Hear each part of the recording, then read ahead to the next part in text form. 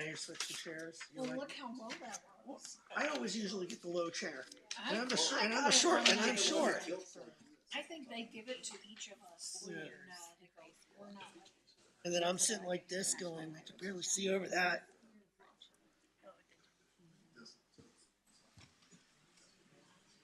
If you We're come gonna- early, you can We're select gonna make a your chair. change to the agenda. Why do you think I'm always here?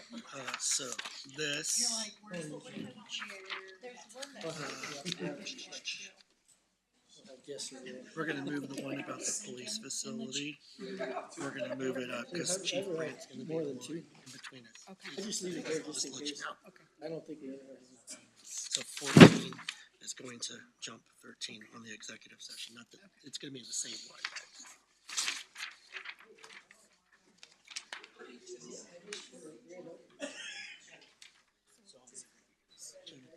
14 is going to go first.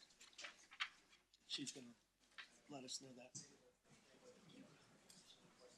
So 14. Okay, got it. I thought he was gonna just. Are we gonna do? Dumb question. Facts. Like, Still don't have Amanda on yet.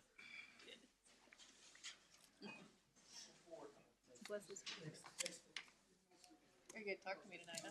What's Talk that? to me tonight, huh? Just 6:59. I have to. We got other people to talk to. Oh, please. I know the float will at least be sparkly. Have some I spark. know. I was gonna wanna tell be a her part of that during the work I session. wanna help. But how can we sparkle it? I was like, I'm done. Yeah, I was like, I just walked half a mile to get here. She parked over in the park south of my place and walked all the way around, and I'm like, Cause I didn't wanna be rude and pull in her driveway. You don't do that unless expressly invited. You don't pull in people's were invited. driveways.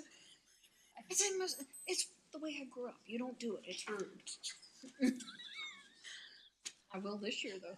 she's gonna come speeding in a cloud of dust. Just wait. My mom would be like, Steve, someone's gotta come out and shoot you. All right, good evening, everybody, and welcome to the regularly scheduled city council meeting for August 15th, 2023. My name is Mark Clark, the mayor. I'll call the meeting to order. Please join me in the Pledge of Allegiance.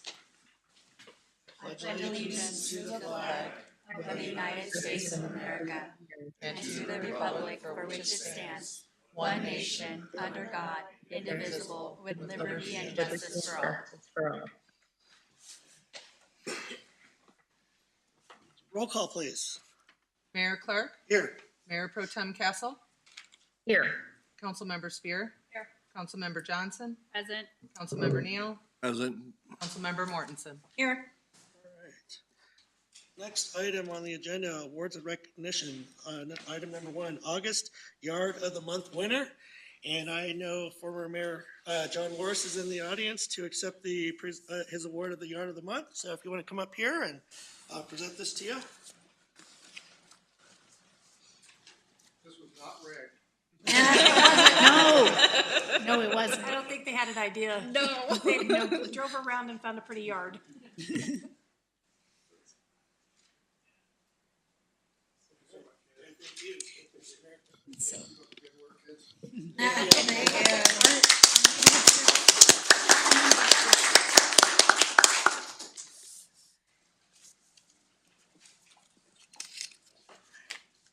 All right, next item on the agenda is audience participation. Is there anybody in the audience that wishes to address city council on any item that is not on the agenda or of a public hearing? If so, please step forward to the podium, state your name and address for the record, and you'll be limited to 2 minutes of your presentation. Hello, Carol. Good evening, Mayor Clark, members of the council, Mr. Sims. My name is Carol May. I live at 3601 Ponderosa Court, Unit number 12 in the Fox Crossing subdivision. Tonight I want to talk about 37th Street expansion. I want to go back in time to 2018 when there was a big information meeting over at the Riverside Library that had maps and everything, and people were allowed to come in and view the maps and talk to the people that were there about it. Then in 2019, there was an article in the Trib that said that the city of Evans had allotted approximately $2 million to begin the development phase for the 37th Street expansion.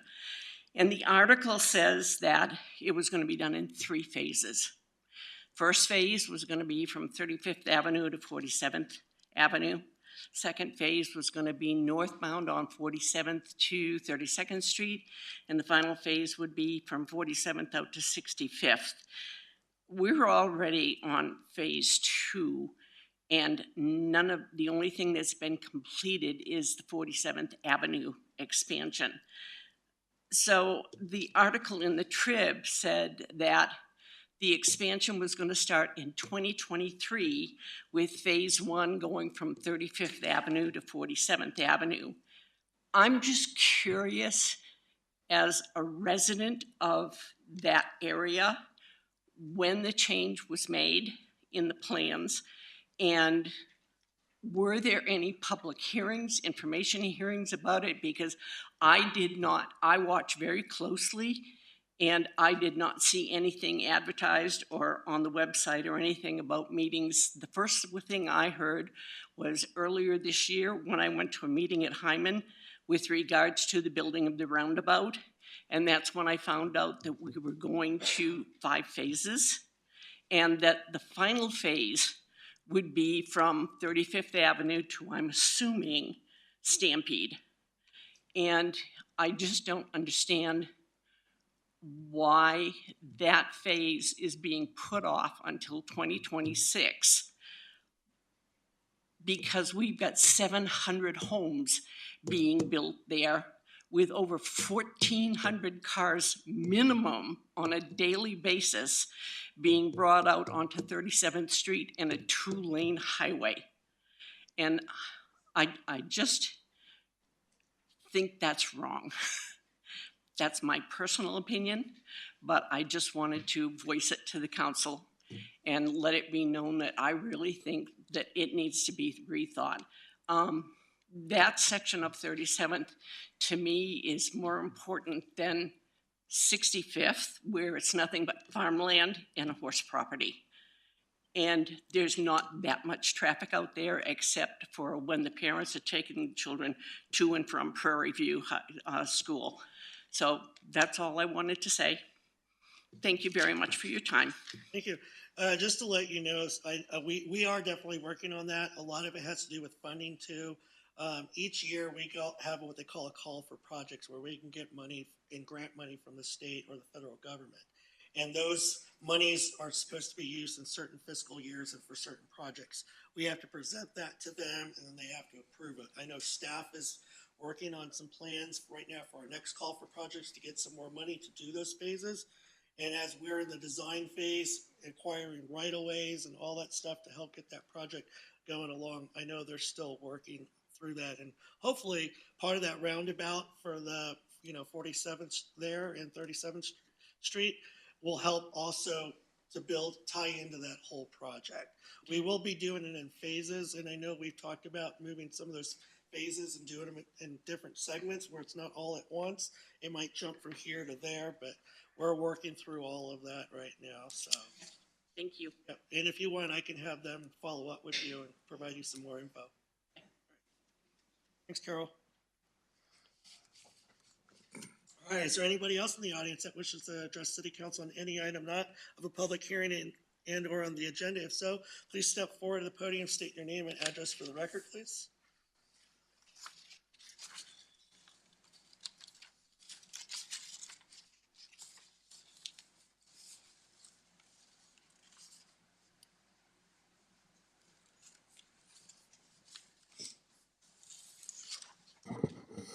Good evening. My name is Tony Diederich. I live at 2012 McNitt Street, and I'm here to talk about a little bit about 3231 Kramer. I will say right now that the police, especially lately, have been outstanding in their work for it right now. Got a couple concerns. We keep seeing people go to that property. I know as of today it was condemned, okay? It's not gonna stop it, so I want you guys to understand that there's gonna be more coming in. I know the police told us that, just to call them. I don't know what kind of regular patrols they have, but I think it should be a little bit more. I know they park in front of my street, or in front of my house on McNitt a lot, and I appreciate that going on.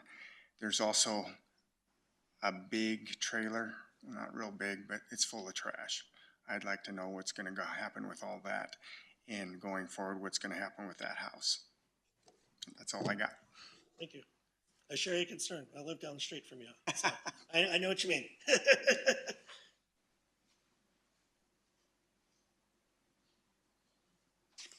Is there anybody else in the audience that wishes to address city council on any item not on the agenda or of a public hearing?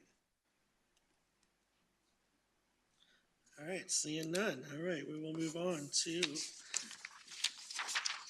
approval of the agenda. Madam Clerk, is there any changes to the agenda? Yes, Mayor.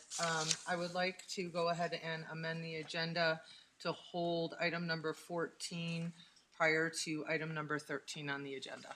Sounds great, thank you. All right, I entertain a motion. I move to approve the agenda as amended. Second. I have a motion, a second, to approve the agenda as amended. All those in favor signify by saying aye. Aye. All opposed, nay. Motion passes. All right, next item, consent agenda. Item number 2, approval of the July 31st, 2023 City Council meeting minutes. Item number 3, consideration of ordinance number 802-23, approving an oil lease with PDC Energy Incorporated for city-owned mineral located near Riverside Park, second reading. Item number 4, proposed landscaping design for the Riverside Park entrance at 42nd Street. I move to approve the consent agenda. Second. I have a motion, a second, to approve the consent agenda. All those in favor signify by saying aye. Aye. All opposed, nay. Motion passes.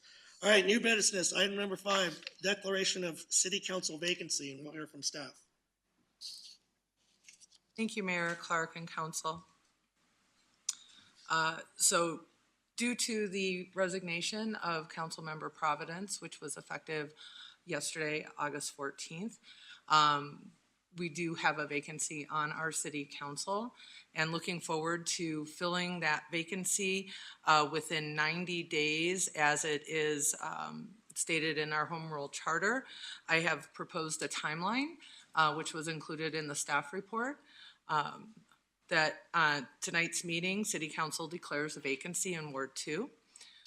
Tomorrow, August 16th, postcards are mailed to all active registered voters in Ward 2. Vacancy advertisements posted on our social media pages and on the Evans website. The vacancy application will become available on the website, and then applicant interview questions will be distributed to council for your review and input.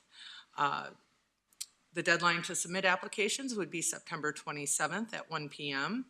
Application packets to be distributed to council members for review on September 28th. Tentative interviews occurring on October 4th or 5th, and then hopefully selecting an applicant to be appointed to fill that vacancy at the October 17th meeting.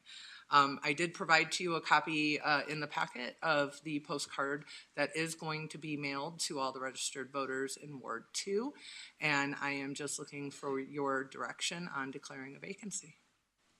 Great, thank you. Thank you, Julie. Any questions, comments for staff? I have none. I have none. It's pretty straightforward to me. Mayor Pro Tem, any questions, comments? None from me, thank you. All right, if there's no questions or comments, I'd entertain a motion. I move to declare Councilmember Providence's seat as City Council member for Ward 2 vacant and authorize staff to work with Minuteman Press Brighton to print and mail postcards announcing the vacancy to all registered electors in Ward 2. Second. Second. I have a motion, a second, to declare Councilmember Providence's seat as City Council member for Ward 2 vacant and authorize staff to work with Minuteman Press Brighton to print and mail postcards announcing the vacancy to all registered electors in Ward 2. All those in favor signify by saying aye. Aye. All opposed, nay. Motion passes.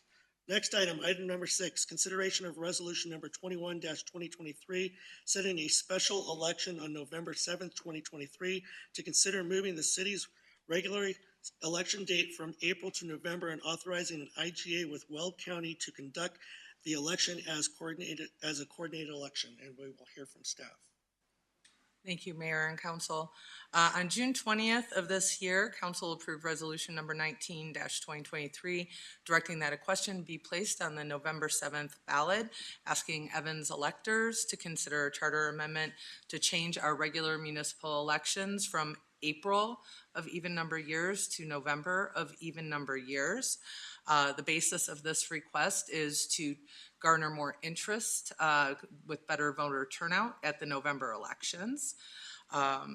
So in your packet, you have a resolution that details the specific ballot question that would be placed on the ballot that we're looking for approval for tonight, as well as signing the IGA with Weld County to participate in that coordinated election. And I'll be happy to answer any questions you have. Great, thank you. Any questions, comments for staff, Mayor Pro Tem?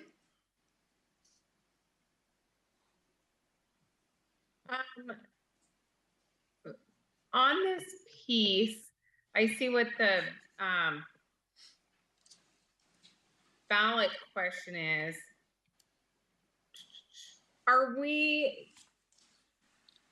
I'm confused as to how the eligible electors will be aware of continuation of council seats or any of that piece based off of this question.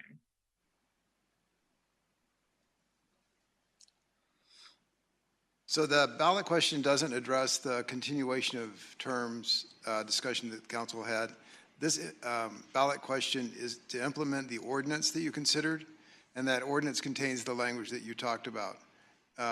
If you want to, we can add some language to it addressing the continuation of terms. But the ballot question itself, we wanted to keep as succinct as possible to essentially, do you want to continue the date for elections from April to November? I guess my consternation with that is I would like to be as transparent as possible with the voters as to what that means. So I understand keeping a succinct question. I totally get that, making it as easy as possible.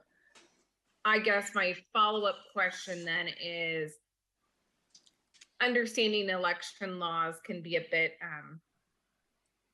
we're not trying to sway them one way or another on the vote, but ensuring that we provide appropriate facts to them so that they understand what this means, that they understand that it means there could be a continuation in terms if, council members so chose, et cetera, without having some sort of an election from that gap period that happens there. I don't want to seem dishonest in our approach or even, I call it a lie by omission. It's not like we're intentionally lying, but it just doesn't give me good feels.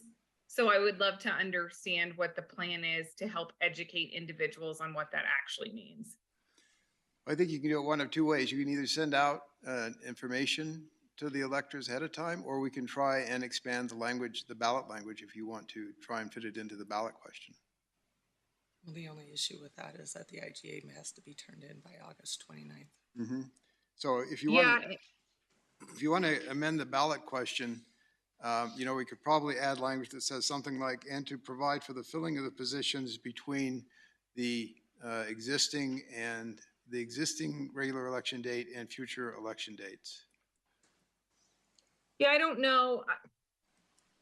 I'd love to understand the other council's opinion. I don't know if I think it needs to be added in the ballot language or not, if I'm being totally honest, because, I totally get keeping a very succinct, simple ballot language. But then the other side of me goes, well, what's the most cost-effective approach? What's the most likely to ensure success? All of those pieces. So I would love to know what other council members' opinions are, but for me, I would just like to ensure we have clarity, whether that be in somehow amending the language or just ensuring that there's some sort of communication around what that means. I'm perfectly fine with communication around it. Scott, would we be able to put that out on the website or via social media or any of those outlets? Yeah, that was going to be my only other comment before, seeing what council wants to do, but you can certainly put out information on the ballot question. You just have to make sure that it's neutral, and it's just information. Right. And we can certainly do that. And that's kind of my thought, because it's so fact-based, there's not really an opinion tied to it. It's just a FYI, and here's what this means, right? But I would like to see something. So I'd love to know other council members' opinions as to that. But that's my only thought, is I would just love to ensure we have additional information that supports this. Any other, go ahead. So I echo what Mayor Pro Tem is stating. I do agree that it should be in the language, but I also agree that it should be sent out. So I would suggest both. And the reason for that, it's because there's always mailers that they're sent, and I just want to ensure that people really clearly understand. So if we can capture it on both ends, I think that would be the best thing because of the transparency component and just really understanding what we're doing and why this special election is being held. Well, if we're talking transparency, it's not all of the council members that would be extended. Right, but I'm just saying it. So if the public looks at this and we add something onto that, I mean, they're thinking the whole council is going to be extended, and some of you have, this will not affect some of your terms. It'll only affect some terms. So I think it would affect all terms. I think it would affect all terms too. It would affect all terms? Yeah. Yeah, it would. It would affect all terms. Okay. And we are planning on posting information on the website out there to make the public aware. I was just thinking it was going to affect a few of us in April in particular. Additional comments? Yeah, and to your point, Councilwoman Spear, I think affect if we so chose. What I don't want, my concern about adding it to the ballot language is that's actually not what it's about. The ballot language is true to why we need this. We need it because it's more cost effective. We can have that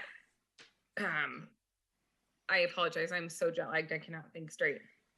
We can have that combined election, have cost savings, all of those things. It's not about extending our terms. That's just a part that we could see. And I also don't want them to think it would automatically happen. And you all know my thoughts on that piece. But I think I would be fine with just having some transparency around those blasts via social media, via mailers, whatever that is. But hey, you're going to see this and here's what it means. Yeah, and I really want to have it emphasized that we are trying to, at the end, save money. And increase. But it's increased voter turnout. And increase voter turnout. But I know that they have those booklets usually go out explaining. Yes. So can we have something in those booklets go out too? Yeah, so the ordinance that you adopted spells out exactly what happens. If your term is up in 2024, this is what happens. If it's not up until 2026, this is what happens. If you're the mayor, this is what happens. But that explanation gets pretty long for a ballot question.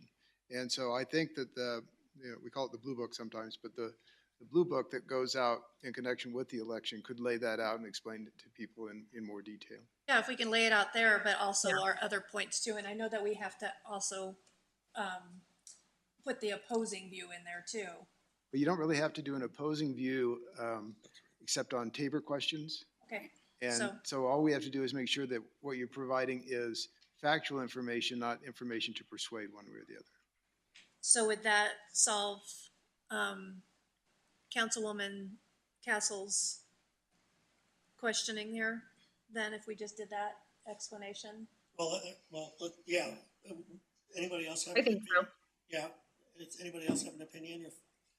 Well, I am sure that members of the audience will agree that the ballot questions need to be as simple and as short as possible, because reading through a lengthy explanation of something turns them off, and they may not even vote for it because it's just too complicated for them at the moment to try to figure out what they're saying. Of course, with the mail-in ballots, that you can spend your own time and research and do that. Whereas in the past, you couldn't do that when you just walked into the voting booth. Councilmember Morton? I think the question should be left as simple as possible, but definitely educate the public on what we were saving the money and trying to get voter turnout. Yes, definitely give them those points. So, and it's only a one-time affecting of the members of council. Like, we're not always gonna have extended terms and that. We're not always gonna do that. It's just one time, so. See, that would be great. It would be like a one-time, if some kind of verbiage like that, like a one-time extension. I don't even know if it would make sense, but I think probably just simple. I don't think. That's Happy just with what my it says. input I on don't- it. I don't want anyone to think that we can just go in and then offer this verbiage that says, okay, we can extend. Oh, we're gonna extend again. Oh, we're gonna, it's just to get the voting system moved from April to November. That's it. I don't think we need to put that in the language for the ballot measure. I think providing the blue book as we normally do and putting out the information cards prior just to educate the voters on what it is about. And again, this is not to extend, we're not asking for us as council up here to extend anybody's term. Some This people is don't want the more of extension. An extension to save the city money and to increase voter turnout and participation. For me, this is not about for me. I'm sure it's not about for any of you. So let's kind of put that aside about that. And we're doing this for the voters. We're doing it for cost effective, and we're trying to increase participation in council elections. Yeah. And Mayor Clark, I don't want to make it about that, but what I also don't want to do is, I tell my team constantly, perception is reality. So what I don't want is for somebody to be aggravated about something and then look at it and go, and what baloney here that all of the council and the mayor all got 6 months added to their term because of this.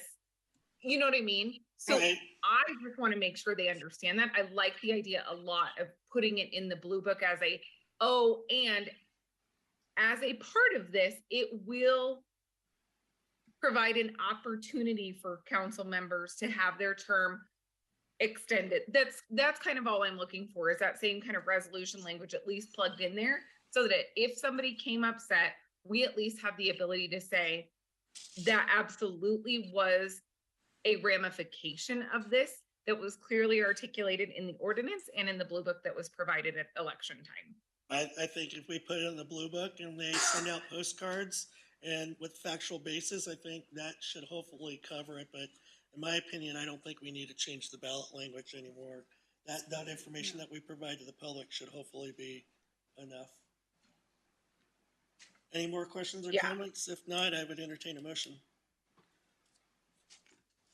I move to approve resolution number 21-2023, a resolution setting a special election for November 7th, 2023, to consider a charter amendment changing the city's regular elections from April to November, approving the language for the ballot question, and authorizing the clerk to enter into an IGA with Weld County to conduct the special election as part of coordinated election.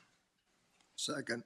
I have a motion, a second, to approve resolution number 21-2023, a resolution setting a special election for November 7, 2023, to consider a charter amendment changing the city's regular elections from April to November, approving the language for the ballot question, and authorizing the clerk to enter into an IGA with Weld County to conduct the special election as part of the coordinated election. All those in favor signify by saying aye. Aye.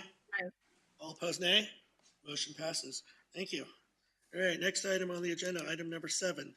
Consideration of a request from Liberty Draw Metro District for consideration of resolution number 2023 approving a non-material modification to the district's service plan and authorizing the mayor to sign an amendment to the IGA between the city of Evans and the districts, increasing the permissible fees that may be assessed in connection with multifamily and alley loaded single-family units. And we'll hear from staff. Thank you, Mr. Mayor and members of council. As you may recall, you approved the Liberty Draw development some time ago, and as part of that, you approved a service plan for Metro Districts 1 through 7. In those service plans, there was a provision that allowed the developer to charge each lot up to $500 for an operations and maintenance fee for things that the district would be operating. We have received a request from the developer to allow that $500 to be increased to $1,200 for two types of structures. One is multifamily structures and the other are what they call alley loaded structures. And as I recall, this stems in part from the fact that the developer, or specifically the districts, will be maintaining those alleys. So they have an added cost associated with those two types of structures that access their units through the alleys. So they've asked to be allowed to increase that fee to $1,200 per year. There are two types of amendments that you can make to a service plan. One is a material modification, which is something that goes to the very essence of the district. Things like you're increasing the amount of debt that they can issue, or you're changing the services that they will provide. What they're asking for here is a non-material modification. If it was material, they would have to go all the way back through the process that they went through to get the plans approved originally. Since it's a non-material modification, they just have to get the approval of this council. In addition to amending the service plan, there's an IGA between the city and the districts that addresses the same issue, and so that would also need to reflect the amendment of the service plan. So you have two things in front of you, really: the resolution, which amends the service plan, and then it also amends the IGA. And I believe there are representatives of the developer here that may have comment on that and are certainly willing to answer any questions you may have. And I am also happy to answer any questions you have. Great, thanks. That's all I have. Thank you, Council. Nothing technical to add to Scott's presentation, but just want to mention two things. One, we're very conscious of the fees we impose on residents. We try and keep those low, and we think this goes along with that. It matches all of our other neighborhoods that we do for townhomes and alley loaded units. And then second, the timing of this is great because it allows us to finalize those fees and have our buyers be educated as they purchase these homes so they won't be blindsided. So with that, we look for approval, and I can answer any questions. Can you state your name for the record too? Sorry. Mitch Nelson with Bessler Homes, and I represent the district as well. Thank you. All right, any questions or comments of staff and or Bessler Homes? We'll start with Mayor Pro Tem. Yeah, I had the opportunity to look through this. Based on my experience with metropolitan districts and service plans, this makes a lot of sense. I see this in a majority of the districts I work with that have alley loaded units and townhomes. If you think of even certain places right now, like Tuscany with an HOA, typically those types of units have their separate HOA fees and everything else. This is very similar. It just provides for that added maintenance. I think the fee is very fair and in line with what I see across the board. So I'm in full support of this. Any other additional questions, comments? It's pretty straightforward to me. All right, if there's no other additional questions or comments, I'd entertain a motion. I move to approve resolution number 20-2023, amending the Liberty Draw Metropolitan District numbers 1 through 7 service plan to increase the maximum operations and maintenance fee for multifamily and alley loaded single family units from $500 to $1,200, and further authorizing the mayor to sign the First Amendment to the IGA between the districts and the city of Evans to reflect that change. I second. I have a motion, a second, to approve resolution number 2023, amending the Liberty Draw Metropolitan District numbers 1 through 7 service plan to increase the maximum operation and maintenance fees for multifamily and alley loaded single family units from $500 to $1,200, and further authorize the mayor to sign the First Amendment to the IGA between the districts and the city of Evans to reflect that change. All those in favor signify by saying aye. Aye. All opposed, nay. Motion passes. Thank you. All right. Next item on the agenda, item number 8, consideration of award of 2023 street light design and installation contracting. We will hear from staff. Good evening, Mr. Mayor, members of council. As you remember, earlier this year, we were awarded a grant from the State Department of Criminal Justice Public Safety in the amount of $870,000 to improve the safety along areas in Evans along the Highway 85 corridor where there wasn't very many streetlights. So we put together a request for proposals to design, purchase, and install streetlights for four different sections of Evans along that 85 corridor, and we received 4 bids. The low bidder missed some items in the paperwork, and missed some items in the actual bid, so their bid was removed. The second low bidder, CLI Services, came in right around $860,000, which is just under that $870,000 grant limit. We've worked with them and talked to them about the design and all the purchase.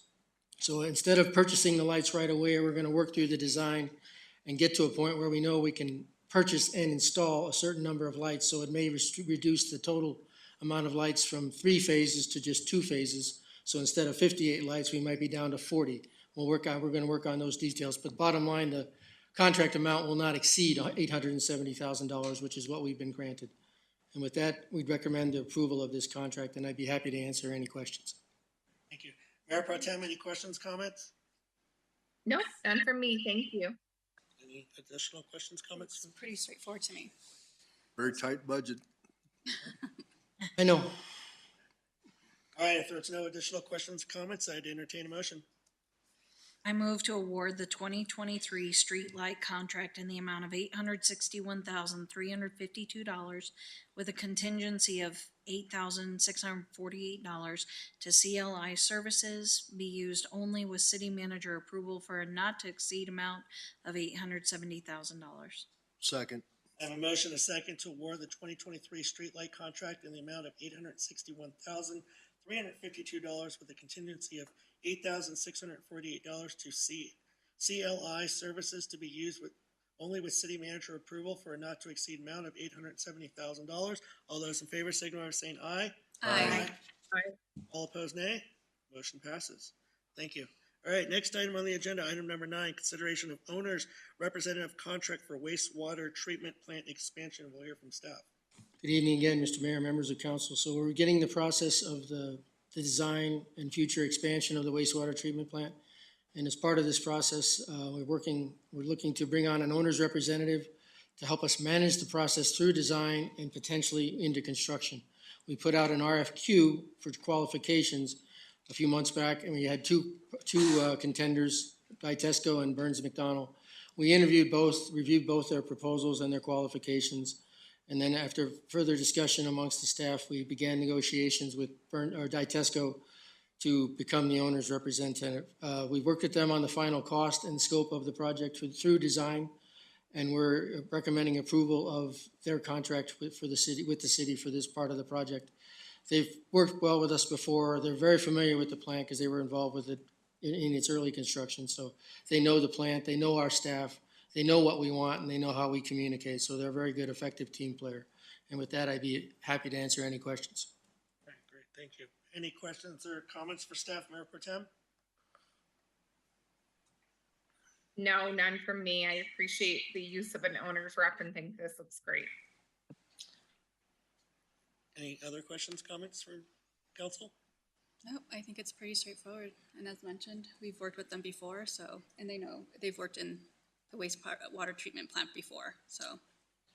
I actually have a question. So yes, I know Ditesco is very familiar with the wastewater treatment plant. They helped, through the entire phase of it. Wasn't there some discrepancy that we had with Ditesco and the general contractor that built the wastewater treatment plant? Why the capacity and everything, with the capacity levels that we're at now, and then we're having to go out and expand it now. Weren't they part of that issue that we had going with the whole wastewater treatment plant build? With Dewberry. With Dewberry, yeah. I wasn't here at the time, so I'm not familiar with all the details of what happened at that time, but as I understand it, the final decision was the population projections to design the plant based on, and what I understand is that there was a certain level we wanted to increase the fees to, and that level kind of set the limit as to what we could potentially spend on the initial plant construction. So that, there's those two things, the population projection and the limit of how much we wanted to increase the wastewater fees for the citizens, set the limits on the plant construction size. I mean, I know I am kind of concerned with that, because I know Ditesco had, certain number of projections that we had percentage-wise in population growth, where Dewberry had it completely different. And I mean, ultimately, it came down to where we went with incorrect numbers that was given at that time. And I just want to make sure that we don't run into that same issue again going forward when we have actually go in for, Well, as you recall, during the wastewater utility master plan, we did some extensive analysis and projections on future population growth. And so that number has bumped from 1% closer to 3% now, which is more in line with the northern Colorado averages throughout. I mean, you'll get periodic spikes of 8 and 9%, and then it'll average out to generally 3%. So I think from a population projection forward, we're moving forward with the actual, with good numbers for sizing the next expansion of the plant. That's what I want to ensure. All right, great. Thank you. Appreciate it. Yeah, just add to that a little bit, because unfortunately I was here at the time. So the population projection came out of a work group that included mostly city staff, and Ditesco was a member of that work group, and actually provided the memo that said this is what the work group wants to use for the growth figures. And that work group chose the lowest number of the ones that they had available to them. So Ditesco is more or less the messenger there. The other two errors that existed in the original plan had to do with the loading factor, the concentration, and I forget what the engineering term is for the other number. But essentially, those were both part of the Dewberry analysis rather than Ditesco's analysis. If memory serves, Scott, they also excluded property up at, I can't think of the name of it, up by the hospital that was in Greeley, but Greeley was not servicing it until they built a Yeah, St. Michael's. that's exactly right. They didn't include all of the service area in their analysis. And Yeah. they also excluded the population of Arrowhead from those estimates. Yeah, there were a couple of areas that they didn't include in their analysis that probably should have been included. And Again, that was Dewberry's analysis. that seemed to be coming from, again, from city staff. And the old saw that I've heard for 40 years, we can't afford it. Sitting out there in that audience and listening to city councils in the past. Yeah, I think having been through the experience, I think Ditesco will be very attentive. That was one of my primary concerns. I'm sorry, go ahead. I just wanted to make a comment, because staffing was an issue. And I think with Ditesco and Mr. Overschmidt being involved, that we can be a little bit more reassured that he's going to keep an eye on it, since he's sat here and listened to our concerns. I mean, I just want to make sure that the Liberty Draw people can flush their toilets. So I think that, you have done some really good planning in the past with some other projects, and I think my trust would be in that Ditesco will be very well managed this time around. I agree, and I think I'm confident with the numbers that we are projecting moving forward versus the ones before. And I think moving forward with the staff that we have, we're going to definitely do great. So. Are there no other additional questions or comments? I would entertain a motion.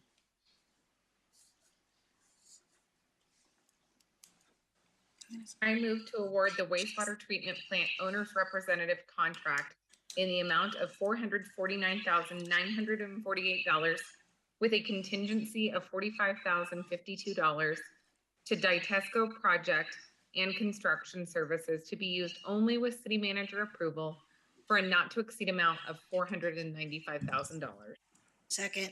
I have a motion, a second, to award the wastewater treatment plant owner's representative contract in the amount of $449,948 with a contingency of $45,052 to Ditesco project and construction services be used only with city manager approval for a not to exceed amount of $495,000. All those in favor signify by saying aye. Aye. All opposed, nay. Motion passes. Thank you. All right, next item, item number 10, consideration of 2023 asphalt mill and overlay reconstruction project contract change order. We'll hear from staff. Meeting, Mr. Mayor, members of council. So this, as you recall, we had a pretty good savings on the roundabout in terms of the bids that came in. Our budget was around $4.4 million and the low bid came in around $3.6 million. With the change orders that we've completed to date, we're probably still gonna be under $4 million. So back in the early part of the year, we had allocated $300,000 of those savings to do some maintenance work on the, originally we're talking about 49th Street and doing some skin patches out there to improve that ride a little bit better.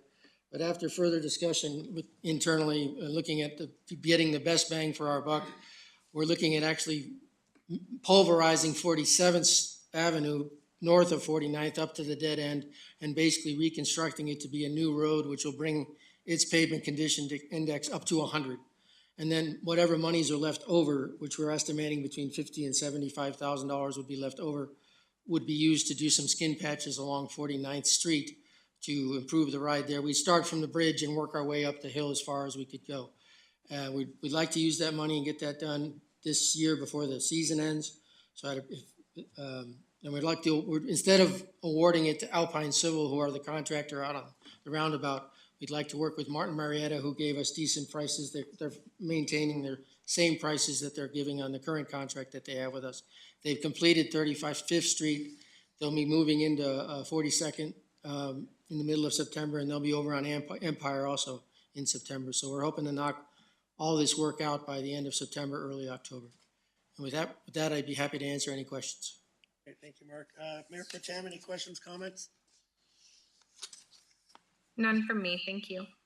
Council, questions, comments? Pretty straightforward. I just want to touch on something you just said, just for the record. You said that this year Empire Street will be worked on? Yes, that's part of the project that you already approved. It's Okay. part of their original contract. We're notifying the property owners in a letter later this week. Thank you. Additional questions, comments? Let's get it done Sounds pretty straightforward to me. All right. If before winter. there's no other additional questions or comments, I'd entertain a motion.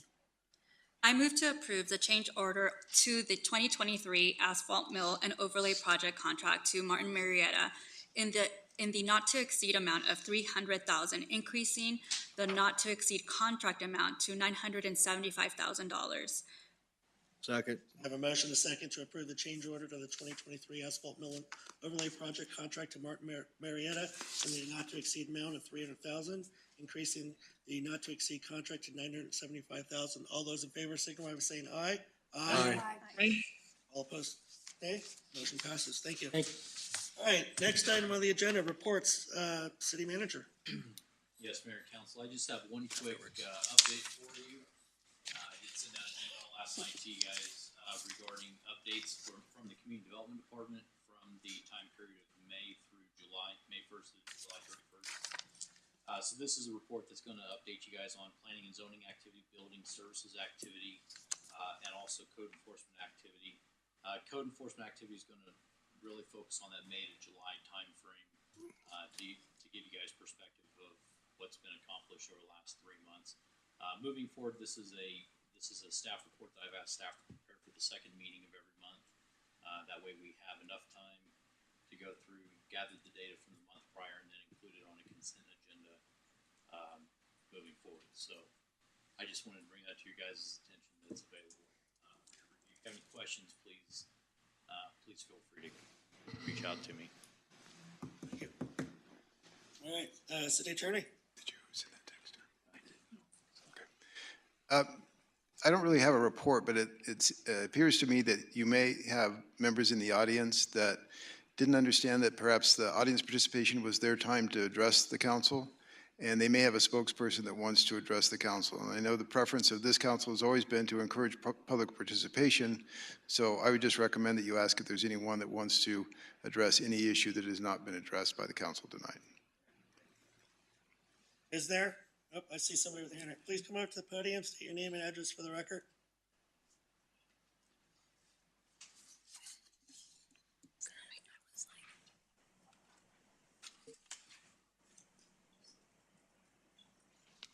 Hello, my name is Cindy Johnson. I live at 3235 Kramer Avenue, and I'm right next door to 3231, and it has been a nightmare. I know for me, every day, I'm expecting something to happen. So I wanted to also, on this, say that I agree with Tony. We have several people in the audience that is on McNitt and also on Kramer that is here for support to get this resolved. And I wanted to also acknowledge Commander Reynos. He's been excellent. He's helped me with anytime I need help to call and let him know. And the responses lately have been excellent. And as Tony said today, they condemned the house, but we're all just very concerned. We know it's not going to stop. So we are asking you to see if there's anything that we could do. And also the homeowner that owns the home, I think that he should be held liable for fees for the police officer's time and everything, because that takes away from things that the taxpayers have paid for the city. So I would like to address that as well. And like I said, we have several people there that live across the street, live down the street, and we are very concerned. So we'd like to know when the trash is going to be taken away and that. So thank you very much.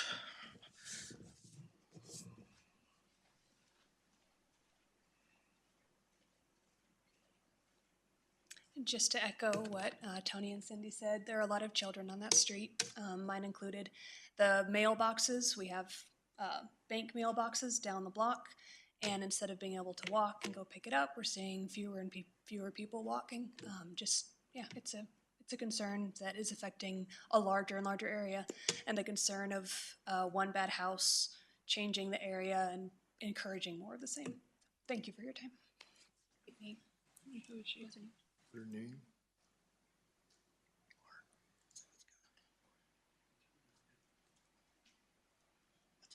Brenda Langston, and I'm on McNitt Street, and I just want to reiterate what they've said. The biggest concern is we're one community and we're really strong. People think of Chapelleau Village as kind of Greeley's ugly stepsister. And man, Kramer and McNitt and Bernie Court that's behind the house that's creating all the issues, they've gone through nightmares too. So our community is really strong. We'll come here as many times as we have to, but we're not going to let these people win. That's all I got. Boy, I hope our community is not called the I know. stepchild, because I live on Ellis Court and I don't like that. I live on Ellis Court, I don't like that. It's like, no. No, I appreciate you all coming out this evening. It's really great to see you out there, and I know it's been a stressful, time for you, seeing all that activity going on. I know our police are doing a fantastic job. I mean, I live in the community as well. They're working within the constraints of the law that they have to work in. We're going to work diligently to get that cleaned up, that property, however we can within the law. So, they're working the best they can. We hear